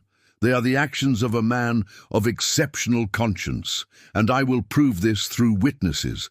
She called the first witness, Miss Clara. The old lady rose from the chair where she was waiting, walked to the front of the court with a dignity that silenced the entire room. The judge asked her to identify herself and swear to tell the truth. "My name is Clara Santos," she said with a firm voice. "I'm 65 years old. I was enslaved on the Cole plantation for 40 years. The silence in the room was absolute. Everyone knew slavery had been abolished years ago, but hearing someone declare publicly that they had been enslaved still shocked." Clara continued, voice unwavering. "I suffered things I won't repeat here because they are too horrible. I lost children. I lost dignity. I lost years of life. Colonel Balthazar Cole was a cruel man, inhumane." She looked at Sebastian with a soft expression. "But his grandson is the complete opposite. When Mr. Sebastian inherited, the first thing he did was ask for forgiveness. On behalf of the family, he asked forgiveness from each of us. He wept asking for forgiveness. Then he freed us. Everyone, gave lands, gave money to start a new life, paid debts some had, changed my life completely." She turned to the judge. This man abandoned nothing. This man corrected mistakes. He did what few would have the courage to do. Doctor. Anna asked strategic questions. Miss Clara answered each one clearly, detailing how Sebastian had proceeded, how he had documented everything, how he ensured beneficiaries had legal possession of lands. When Lucius's lawyer tried to cross-examine, suggesting she was being paid to lie, Clara looked at him with a gaze that would freeze fire. "Young man," she said with a cutting voice, "I survived 40 years of hell. Do you really think I am afraid of you?" The entire room fell into shocked silence. Even the lawyer backed down. The judge hid a small smile. "You may return to your seat, Miss Clara," he said respectfully. Dr. Anna called more witnesses. One by one, men and women who had been enslaved or were descendants of slaves told similar stories. How Sebastian had changed lives, how he made reparations, how he lived with strong moral principles. Each testimony was a blow to Lucius's argument. Each story made it clearer that Sebastian was not negligent or mad. He was extraordinarily integrated. When the 8th witness finished, Father Vincent was called. He testified about Sebastian's character, about his mental sanity, about genuine moral choices. "I married Mr. Sebastian and Mrs. Beatrice," he said, "and I have never seen a couple more devoted to one another. There is no madness there. There is true love and rare moral courage." Finally, Dr. Anna asked permission for Sebastian to speak. The judge granted it. Sebastian stood up, walked to the front, stood where everyone could see him. He was pale, but his voice came out firm. "Your Honor," he said, "everything the witnesses said is true. I inherited a fortune built on the suffering of others. I discovered my grandfather's diary, detailing the horrors he committed. And I couldn't live with that money. I couldn't sleep knowing where it came from." He paused, took a deep breath. "So I distributed as much as I could. 3 properties were not legally transferred because the bureaucracy was complicated and slow, but my intention was always clear. I do not want those lands. I do not want the fortune. I want to live with a clean conscience." He looked at Lucius directly. "My cousin wants these properties. He can have them. But no," he looked now at the judge, "that if he takes them, he will use them for his own profit without consideration for those who work on them. He will repeat the mistakes of the past." He looked back at Lucius. "If you have a soul, don't do this. But if you don't, may God have mercy on you." Lucius turned red with anger but didn't respond. Sebastian returned to sit beside Beatrice. She held his hand tightly. Dr. Anna stood up again. "Your Honor, one last thing. There is a solution that would honor the victims of the past and ensure a just future. Mr. Sebastian is willing to transfer the properties, but not to a greedy relative, to foundations that will serve the community." She explained the proposal Beatrice had suggested weeks ago. The largest farm transformed into a school and orphanage. The second farm into a free hospital. The third divided among working families. Cole Manor into a memorial and museum educating about the horrors of slavery, all administered by a board, including former slaves and descendants. "It is a moral solution," concluded Anna. "It is a just solution. It is what should have been done since abolition." The room exploded in murmurs. Lucius stood up furious. "This is absurd," he shouted. "It has no legal basis." The judge banged the gavel, demanding silence. "It does have legal basis," said Justice Alistair. "Mr. Sebastian Cole is the legal owner. He has the right to do whatever he wants with the properties, and the proposal presented is not only legal, but morally admirable." He looked at the papers in front of him, at the witnesses who were still in the room, at Sebastian and Beatrice. "I have been a judge for a long time," he said finally. "I have seen many cases, but rarely have I seen anything like this. A man who voluntarily gives up a fortune for moral conscience. A woman who sacrifices everything for true love. a community that rises to defend those who did good to them. He turned to Lucius. Your petition is denied. Mr. Sebastian did not abandon the properties. He redistributed them intentionally, and now he will designate them according to the proposal presented. He banged the gavel. Case closed. The room erupted. Half the people applauding, others shocked into silence, Lucius screaming he would appeal, lawyers trying to calm him. Beatrice and Sebastian embraced, tears running down both their faces. Miss Clara and other witnesses ran to hug them. Dr. Anna smiled, the satisfaction of a job well done. Lucius, realizing he had lost, pushed his way through the crowd and left, slamming the door. Randolph Montgomery also left, face twisted in fury and humiliation. He had lost again, seen the public turn in favor of Beatrice and Sebastian. When they finally managed to leave the courthouse, a crowd surrounded them. It wasn't a hostile crowd like before. They were people wanting to shake hands, apologize for wrong judgments, express admiration. One of the voices was particularly touching. "Mrs. Beatrice!" It was Lucy, the former maid of the Sterling estate, pushing her way through the crowd. "Ma'am," she said with tears running down, "I ask forgiveness for not defending you before. You are the bravest woman I have ever known." Other voices joined in. The merchant who had refused to sell provisions apologized, saying he had been pressured. Neighbors who kept their distance asked for forgiveness. Even some high society ladies approached, embarrassed, acknowledging their error. Mrs. Generosa, the same one who had insulted Beatrice months ago, approached hesitantly. She cleared her throat. "I was wrong. I judged without knowing. It was small, but it was a start."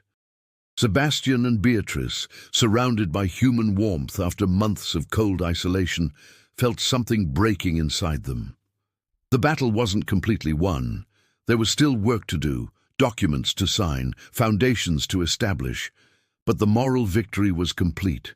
If this story is touching your heart, you know what to do. Like, subscribe, and share with those you love. Because what happens now will surprise you in a beautiful way. In the months that followed, the transformation was extraordinary. Documents were signed transferring properties to specific foundations. Construction of the school and orphanage began on the largest farm. Dr. Anna was named medical director of the hospital to be built. Miss Clara and other former slaves formed the administrative board, ensuring everything would be done correctly, with respect for those who would work and benefit. Cole Manor, abandoned for years, was opened and began the process of conversion into a memorial. Sebastian donated his grandfather's diary to be displayed, a painful but necessary document showing the truth about the horrors of slavery. It would be a lesson for future generations. Beatrice and Sebastian remained at Peace Corner Homestead. When people asked why they didn't move to a more comfortable place now that they had recognition and respect, Beatrice replied, smiling, that simple house was their home, the place where love had grown, where real life had begun. No mansion could replace that. Life at the homestead improved gradually. With respect regained, merchants returned to selling normally. Neighbors who previously avoided them now visited regularly. Jack continued working with Sebastian, now with a fair wage and mutual respect. Miss Clara visited weekly, bringing stories and wisdom. It was on a December afternoon, 6 months after the trial, that Beatrice discovered she was pregnant. She confirmed it with Dr. Anna, who was radiant with the news. When she told Sebastian, he stood paralyzed for a moment, processing the information. Then he picked her up in his arms and spun her, laughing and crying at the same time. "We're going to have a child," he repeated in wonder. "We're going to have a child." That night, sitting on the porch watching the sun set over the mountains, Sebastian was building a wooden crib with his own hands. Beatrice sat beside him, hand already on her still flat belly, observing with a soft smile. "Do you think our child will understand one day?" she asked. Why we live like this, having been able to have so much. Sebastian stopped working, looked at her with an expression full of love. He will understand that we gave him something better than gold. An example of living with integrity, an example of choosing love instead of convenience, an example of doing what is right even when it is difficult. He placed his hand over hers on her belly. And love, lots of love. Beatrice leaned in and kissed him gently. The life they built didn't have the luxury of the sterling estate. It didn't have servants, balls, expensive clothes, elaborate dinners, but it had something infinitely more valuable. It had truth. It had purpose. It had genuine love that had survived storms and emerged stronger. Fairhaven changed too. The story of Sebastian and Beatrice became a local legend, told and retold. The couple who challenged society for true love, the man who gave up a fortune for principles, the woman who chose poverty instead of a golden prison. Children heard the story from parents and grandparents. Young couples were inspired. The first class of 40 children was already studying in the school built with a conscience of redemption. The hospital was almost ready, promising to treat the poor for free. Families worked lands they now legally owned, abundant harvests bringing dignity and sustenance. Cole Manor, transformed into a memorial, received its first visitors. People came to see, learn, reflect on a painful past and on the importance of choosing a different path. Colonel Balthazar's diary, displayed in a glass case, was difficult but necessary reading. Beside it, texts explained Sebastian's actions, showing that descendants need not carry the sins of ancestors but can choose redemption.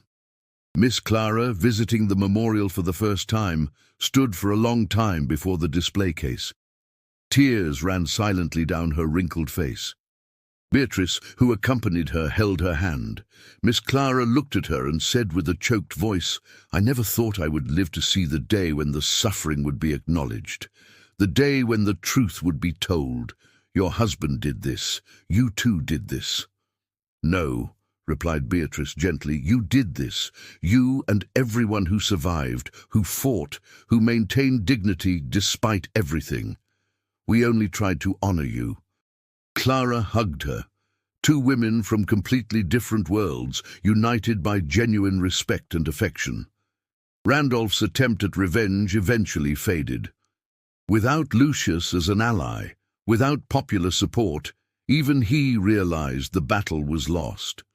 He engaged himself to another young woman from a wealthy family, a marriage of convenience everyone knew lacked love. Beatrice felt pity for him sometimes. Pity for a man so trapped in rigid concepts he couldn't see the value of true things. As for Lucius, he left the region humiliated. They said he tried his luck in another state, but his reputation preceded him. A man who tried to steal the inheritance of an upright cousin was not welcome anywhere.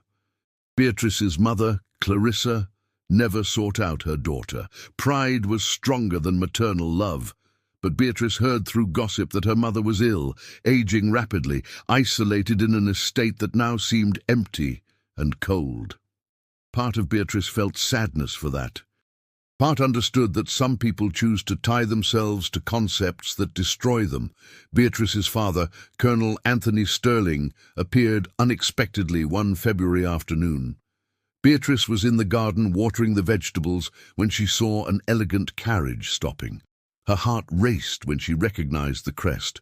Her father stepped down, older than she remembered, hair grayer, shoulders more stooped. They stood looking at each other for a long moment. Then he spoke, voice hoarse. "I came." He paused, clearly uncomfortable. "I came to see how you are." Beatrice didn't know how to respond initially. "I am well," she said finally. "Very well." He looked around at the simple house, vegetable garden, chickens scratching, Sebastian in the distance working in the orchard. "It is different," he commented, and it wasn't a criticism, just an observation. "Very different from what you knew." "It is," agreed Beatrice, "but it is mine. It is real. It is my choice." Uncomfortable silence. Then her father said something Beatrice never expected to hear. "I was wrong." 3 heavy words. "I was wrong to force you into a marriage you didn't want. I was wrong to disinherit you. I was wrong to choose pride instead of a daughter." He looked at her with tired eyes. "Your mother still can't see that. But I see it. I saw it in court. I saw the man you chose. I saw the courage you had, and I am ashamed to have been blind." Tears came to Beatrice's eyes. "I don't expect forgiveness," continued her father. "I just wanted you to know, and to know that." He swallowed hard. "I am proud of the woman you became, much more than I ever was of the girl who obediently did everything we ordered." Beatrice crossed the distance between them and hugged her father. He hesitated for a moment, then returned the hug. They stood like that, father and daughter, reconciling silently. It wouldn't be an easy relationship. Decades of emotional distance aren't cured in a hug, but it was a start. Before leaving, her father left an envelope. Inside, an official deed. He had returned her dowry, $50,000, plus accumulated interest. It was a considerable fortune. Beatrice tried to refuse, but he insisted. "It is yours by right. Use it as you wish." Beatrice looked at the envelope, at the amount that would change their lives completely, and made a decision without hesitating.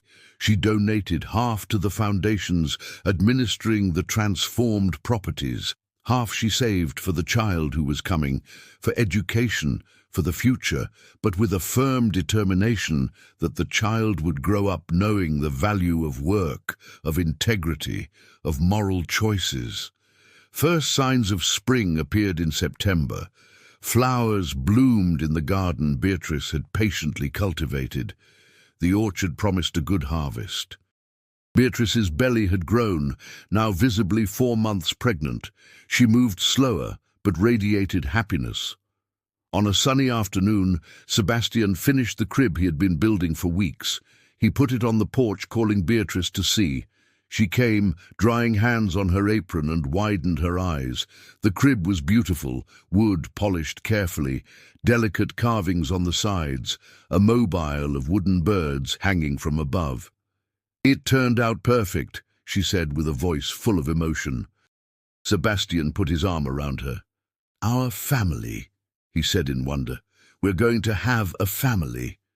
Miss Clara visited that day, bringing a patchwork quilt she had sewn for the baby. Each patch was a piece of history, fabrics donated by people Sebastian had helped years ago. "It is a quilt of gratitude," she explained, "a quilt of collective love. Your son will sleep wrapped in stories of kindness." Dr. Anna stopped by too, bringing books on baby care. "I'll deliver the baby when the time comes," she said. "I guarantee everything will be perfect." Jack appeared with a wooden toy he had carved himself, a rustic horse, but made with affection.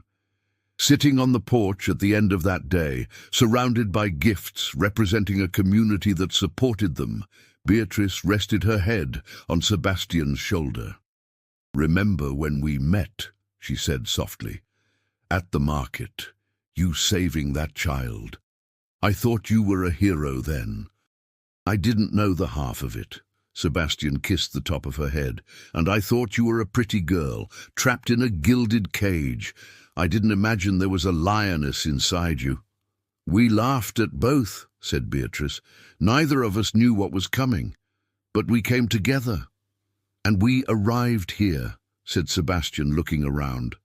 Looking at the house they loved, land they worked, life they built. "We arrived at a better place than either of us imagined possible." The sun went down slowly behind the mountains, painting the sky orange, pink, purple. The creek sang its eternal song. Birds made final flights before settling for the night. And there, on that simple porch, the couple who had challenged the whole world for love sat in complete peace. In the district of Fairhaven, in the weeks and months that followed, changes continued. The school received more students. Children who previously had no hope of education now learned to read, write, do math. The hospital opened its doors, treating the poor who previously died for lack of treatment. Families worked lands with the dignity of owners, and the memorial educated visitors on the importance of recognizing past mistakes and building a different future. Beatrice gave birth in March, the first days of autumn. The labor was difficult, but Dr. Anna was present every moment. When finally the baby was born, a healthy boy with strong lungs who screamed announcing his arrival, Sebastian wept openly. He held his son for the first time with hands trembling with emotion. "He is so small," he whispered in wonder, "so perfect." They named him Michael, a name meaning who is like God, remembering humility and the recognition that everyone is equal in essence. Father Vincent officiated a small ceremony full of love. Miss Clara was the godmother, a deliberate choice, honoring the woman who represented resilience and wisdom. Dr. Anna was a witness along with Jack. Michael grew up surrounded by love, not in a mansion with servants, but in a house where every person who entered genuinely cared, where stories told were of courage, integrity, difficult moral choices, where work was valued and dignity was everyone's right. Years later, when Michael was 6 and already helping his father in the orchard, the school that had been built had already educated hundreds of children. The hospital had saved countless lives. The community prospered in ways that went beyond money. It prospered in dignity, in opportunities, in hope. Beatrice, now 28, looked back sometimes trying to remember who she was at 22. A pampered girl who had never worked a day in her life, who wore expensive dresses and worried about social gossip. It seemed like another person's life. She barely recognized that young woman. The woman she was now had calloused but strong hands. Hair braided simply but with dignity, face tanned by the sun but softened by genuine happiness. She didn't have a fortune, but she had real wealth. She had a husband who loved her deeply. She had a healthy and happy son. She had purpose. She had peace. Sebastian, at 34, was lighter. The guilt he carried for years had finally loosened. It hadn't disappeared completely, perhaps never would, but it had transformed into something different, into determination to live a life that honored the victims of the past, into a commitment to teach his son about integrity, into gratitude for the second chance the universe had given him. On an autumn afternoon, 10 years after meeting in the market, Beatrice and Sebastian walked hand in hand through the orchard. Michael ran ahead, chasing butterflies. Sebastian stopped suddenly, turned Beatrice to face him. "What is it?" she asked, surprised. He held her face between his hands. "Just wanted to look at you, just wanted to remember how grateful I am. For you, for everything we built, for choosing to stay when the whole world told you to leave." Beatrice smiled, eyes shining. "It wasn't a choice," she said. "It was inevitability. I love you, always have, always will." They kissed there, under trees they planted, on land they worked together, with their son playing nearby, and it was a kiss that contained a decade of love, battles won, a life truly lived. Beatrice had been ridiculed for marrying a simple farmer, but she had discovered that true wealth was never in gold or noble titles. It was always in the courage to live according to one's own conscience, beside the one you truly love, building a life of real meaning instead of empty appearances. And that no society could take from her, no judgment could diminish, no gossip could destroy, because true love, tempered by difficulties and strengthened by moral choices, is the most powerful force that exists. And Beatrice and Sebastian proved that every day of their lives, not through grand words, but through simple actions, honest work, unshakable integrity, and a love that weathered storms and emerged brighter on the other side. And when the sun set that autumn afternoon over Peace Corner Homestead, over Fairhaven, which had learned valuable lessons, over a community transformed by courageous choices, the story of Beatrice and Sebastian continued to be told, inspiring future generations to choose love instead of convenience, truth instead of appearances, and courage instead of conformity. Because in the end, it isn't accumulated riches that define a life well lived. It is shared love, principles maintained, a difference made in the world, and peace achieved knowing that every choice was made with integrity. And in that, Beatrice and Sebastian were richer than any baron, colonel, or commander could ever be.